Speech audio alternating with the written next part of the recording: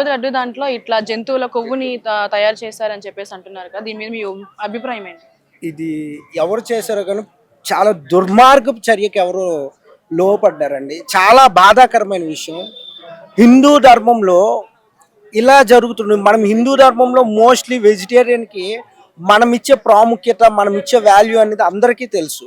First అలాంటి దగ్గరన ఒక కలియుగ దైవం మన వెంకటేశ్వర స్వామిని ఆరాధ్య దైవంగా మనం కొలుచుకునే దగ్గరన ఇలా జరగడం అనేది ఎమోషనల్లీ చాలా పెయిన్ వేస్తుంది. అంటే ఆ పెయిన్ ని మనం even though I can't able to explain in the words, I can't able to describe ఆ పెయిన్ ఎందుకు ఇలా జరుగుతుందో. ఇప్పుడు ఇవి జరగడం వల్లే ఇలాంటి విలయ తాండవాలు జరుగుతున్నాయి. ఇక్కడ ప్రకృతి వైపరీత్యాలకి ఇవే మోస్ట్లీ దారి తీస్తున్నాయండి. ఇక్కడ జరుగుతున్న ఫ్లూట్స్ కానీ వైరసెస్ కానీ మేము ప్రీవియస్గా మాట్లాడుకుంటున్నట్టు అందరికీ ప్రతి ఒక్కరు కూడా బాధగా ఉండడానికి, అందరూ స్ట్రెస్ఫుల్గా ఉండేందుకు మేజర్ రీజన్గా ఇది తీసేసుకోవాలి. చాలా బాధాకరం ఇది జరగడం అనేది మాత్రం. Even though we can't able to digest that thing.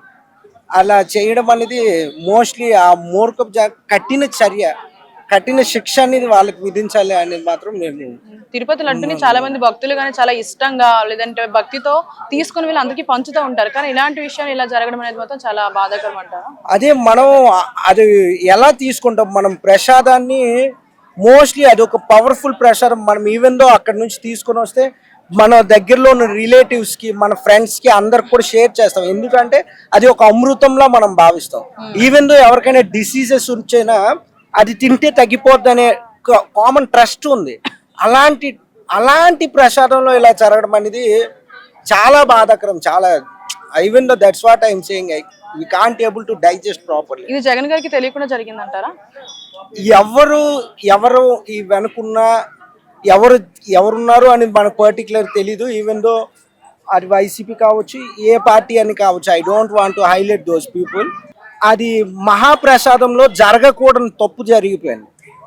అది ఒక హిందూ ధర్మం, మన యొక్క ధర్మం గురించి తరతరాలుగా మనం గొప్పగా చెప్పుకునే మన ఈ సాంస్కృతిక ధర్మంలో ఇలా జరగడం అనేది చాలా పెయిన్ఫుల్.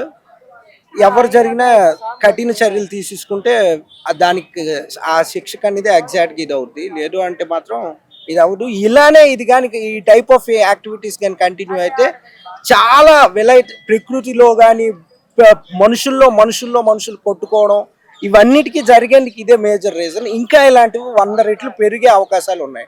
ఇప్పుడు ప్రపంచపు యుద్ధాలు ఇవన్నీ జరుగుతాయి అంటున్నారు కదా, అవి ఇప్పుడే స్టార్ట్ అవుతాయి.